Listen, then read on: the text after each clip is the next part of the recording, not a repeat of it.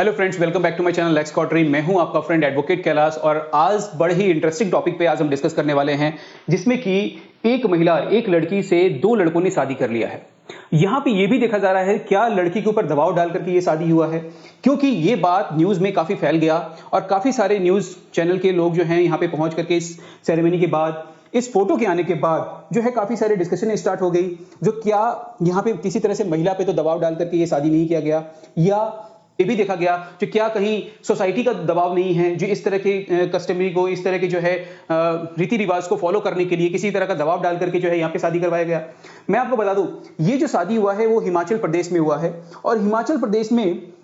दो सगे भाइयों ने, हिमाचल प्रदेश के दो सगे भाइयों जो कि सिल्लई विलेज के हैं, उनके द्वारा एक महिला से शादी कर लिया गया है। दो सगे भाइयों ने एक ही महिला से, एक ही लड़की से शादी कर लिया है और ये जो मामला है वो है आपका हिमाचल प्रदेश के सिल्लई विलेज का, ठीक है। और इसे एक रेगुलर वेडिंग की तरह फॉलो किया गया, मतलब इसमें बहुत सारे लोग आए, इस वेडिंग को एंजॉय किया उन्होंने और इसमें करीबन 100 से ज्यादा लोग आकर के इस पार्टी को, इस पूरे रीति रिवाज को, इस शादी को उन्होंने फॉलो किया। तो ये जो मामला है वो है हिमाचल प्रदेश का, ये तो हमें पता चल गया, जिसमें कि जो कि आपका 12 जुलाई को ये शादी हुआ है और पूरे 3 दिन का ये सेरेमनी रहा, जिसे कि पूरे लोग ने, पूरे समाज ने इसे बड़े धूमधाम से मनाया और यहाँ पे ये शादी हुआ है। लेकिन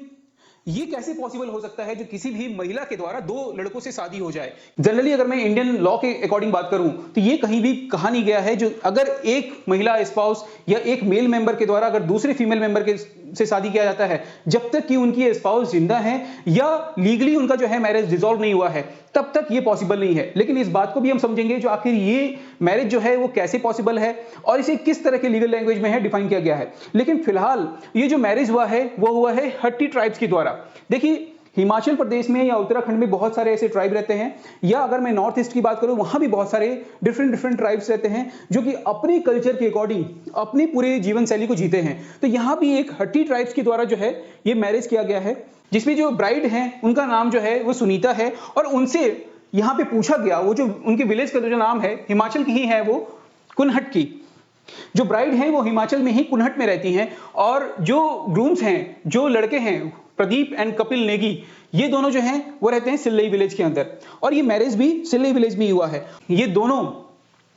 यहाँ पे ब्राइड एंड ग्रूम, ये दोनों जो पार्टी हैं हट्टी ट्राइब से जो है वो बिलोंग करते हैं और इस ट्राइब के अकॉर्डिंग ये कहा गया ये जो सेरेमनी है, ये जो वेडिंग हुआ है वो कई सालों से हम इसे फॉलो करते हुए आ रहे हैं। हमारे पुरखों ने भी इस तरह के मैरिज सेरेमनी को फॉलो किया है और इसके पीछे की उन्होंने स्टोरी ये बताई, या इसके पीछे का जो बेनिफिट उन्होंने ये बताया, जो आज के लाइफ में ये देखा जा रहा है, जो कई सारे हिंदू फैमिली के अंदर जब उनकी शादी हो जाती है, जब ब्रदर्स की शादी हो जाती है तो आपस में अलग अलग रहने लगते हैं। तो इन ट्राइब्स का ये कहना है जो इसी डिस्प्यूट को देखते हुए हमने ये कस्टमरी जो है फॉलो करना स्टार्ट किया और हमने इस तरह का जो है वेडिंग निभाना स्टार्ट किया, जिसमें कि एक से ज्यादा जितने भी भाई हैं, जैसे कि यहाँ पे दो सगे भाई थे, यही अगर 4 होते वो चारों भी एक ही महिला, एक ही लड़की के साथ शादी करते और इस शादी को जो है, और इस शादी का जो नाम उन्होंने बताया तो ये एक द्रौपदी प्रथा के नाम से जानते हैं, क्योंकि आपने भी सुना होगा जो द्रौपदी प्रथा हुआ था, जिसमें कि पांडव के 5 जो बेटे थे उन्होंने एक द्रौपदी से शादी की थी। तो उसी के बेसिस पे ये यहाँ पे इस हट्टी ट्राइब के द्वारा जो है इस तरह के कस्टमरी को फॉलो किया जाता है, इस तरह की वेडिंग को यहाँ पे ऑर्गेनाइज किया जाता है और जहाँ पे जितने भी सगे भाई होते हैं वो एक के साथ शादी करते हैं। लेकिन यहाँ पे ये डाउट आया तो क्या लड़की के ऊपर कोई दबाव तो नहीं डाला गया, क्या उसे किसी तरह का प्रेशर डाल करके तो नहीं पूछा गया? तो यहाँ पे बहुत सारे न्यूज चैनल वाले पहुंचते हैं, यहाँ पे जो वुमेन है सुनीता, उनसे ये पूछा जाता है जो क्या आप पे कोई प्रेशर तो नहीं डाला गया? तो उनका इसमें कहना था जो मेरा जो ये शादी हुआ है वो विदाउट एनी प्रेशर है, मतलब मैंने अपनी इच्छा अनुसार ये शादी किया है और मुझे इस कस्टमरी के बारे में, मुझे इस पूरे रीति रिवाज के बारे में अच्छे से पता है और मुझे ये पता है जो मेरी शादी 2 लड़कों से हुई है, 2 सगे भाइयों से हुई है, ठीक है। तो यहाँ पे ये बहुत बड़ा सवाल आ गया जो आखिर ये कैसे पॉसिबल है और लीगली इसे क्या कहा गया है। देखिए, जब कभी भी एक मेल मेंबर के द्वारा अगर ये किया जाता है, जो किसी मेल मेंबर के द्वारा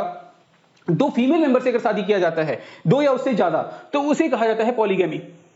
लेकिन यही चीज अगर किसी फीमेल मेंबर के द्वारा अगर किया जाता है, इस सिचुएशन में जहां पे एक लड़की के द्वारा 2 लड़कों से शादी हुई है, उसे कहा गया है पॉलीएंड्री। ये एक लीगल लैंग्वेज है जिसमें कि अगर मेल के द्वारा 2 शादी, मतलब एक या उससे ज्यादा शादी जो हुआ है, उसे ही पॉलीगैमी कहा गया है,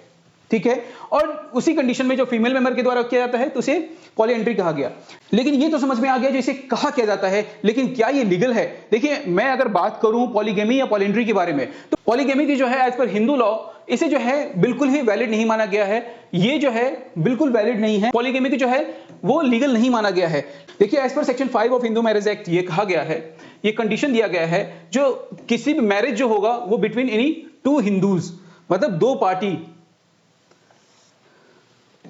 दो पर्सन के द्वारा ही यहां पे शादी किया जाएगा। या as per Hindu marriage act कहा गया है, एक मेल एक फीमेल मेंबर के द्वारा। कोई भी मेंबर जो मेल या फीमेल हैं वो एक स्पाउस के जिंदा रहते हुए, किसी एक पार्टनर के रहते हुए वो दूसरे किसी पार्टनर के साथ किसी भी तरीके से वो मैरिज नहीं कर सकते और उस मैरिज को कहीं भी वैलिड नहीं माना जाएगा। ये कहा गया यहां पे जो कोई भी मैन या वुमेन जो है वो यहां पे शादी नहीं कर सकते as per section 5 of Hindu marriage act. और अगर किसी ने सेक्शन 5 का वायलेशन करते हुए अगर शादी कर भी लिया तो as per section 11 of Hindu marriage act उस मैरिज को जो है वो वॉइड माना जाएगा। मतलब अगर किसी का कोई भी मेल मेंबर अगर किसी फीमेल मेंबर के साथ शादी होती है और उस फीमेल मेंबर के होते हुए अगर वो अगेन किसी दूसरे फीमेल मेंबर के साथ शादी कर लेता है तो उस जो दूसरी बार शादी हुई उसे कभी भी वैलिड नहीं माना जाएगा और वो जो मैरिज है वो वॉइड मैरिज होगा और उसे वॉइड एब इनिशियो, मतलब अपने आप ही उसे वैलिड नहीं माना जाएगा। वो दूसरी शादी वैलिड है ही नहीं, ये यहां पे प्रोविजन दिया गया है। ठीक है, साथ ही इसमें सेक्शन 494 ऑफ आईपीसी के अकॉर्डिंग पनिशमेंट ऑफ बाइगेमी भी कहा गया है। मतलब अगर किसी भी मेल मेंबर के द्वारा अगर किसी भी पर्सन के द्वारा अगर मैरिज अगेन किया जाता है during the life time of their spouse, तो उस कंडीशन में जो है वो 7 साल तक का उन्हें सजा भी हो सकता है, साथ ही उन पे फाइन भी चार्ज किया जाएगा। लेकिन यहां पे जो है कुछ एक्सेप्शन भी हैं। ये जो पूरा कंडीशन था वो तो हमने समझ लिया जो ये इलीगल है, लेकिन ये जो मैरिज हुआ वो कैसे पॉसिबल हुआ? तो मैरिज के लिए यहां पे देखिए एक्सेप्शन दिया गया है। ये कैसे पॉसिबल है? तो where the polygamy is allowed in India, कब अलाउड है? तो एक मुस्लिम पर्सनल लॉ के अकॉर्डिंग जो है मुस्लिम मैन जो है वो 4 वाइफ्स 4 महिलाओं के साथ शादी कर सकता है, ये अलाउ किया गया है। साथ ही अगर ट्राइबल या कस्टमरी प्रैक्टिस किया जा रहा है तो उस कंडीशन में भी हिंदू मैरिज एक्ट जो है वो एप्लीकेबल नहीं होगा। जिस तरीके से अभी हिमाचल प्रदेश के अंदर जो 2 सगे भाइयों ने जो है एक लड़की के साथ शादी किया है, तो वो एक जो है ट्राइब कम्युनिटी के द्वारा जो है वो किया गया है और उनका अपना कस्टमरी प्रैक्टिस है ये, तो ये चीज भी हिंदू मैरिज एक्ट के अकॉर्डिंग नहीं आएगा। इस पे भी 2 जो है यहाँ पे सुप्रीम कोर्ट का जजमेंट आया है, Sarla Mudgal versus union of India, जो कि काफी फेमस ये जजमेंट है, और साथ ही Lily Thomas versus union of India. इस जजमेंट का जो है हम यूज कर सकते हैं इस तरह के जो अगर मैरिज होते हैं पॉलीगेमी या पॉलीएंड्री में, तो हम इस तरीके के जो जजमेंट हैं उनका रेफरेंस यूज कर सकते हैं। बाकी ये जो पूरा स्टोरी था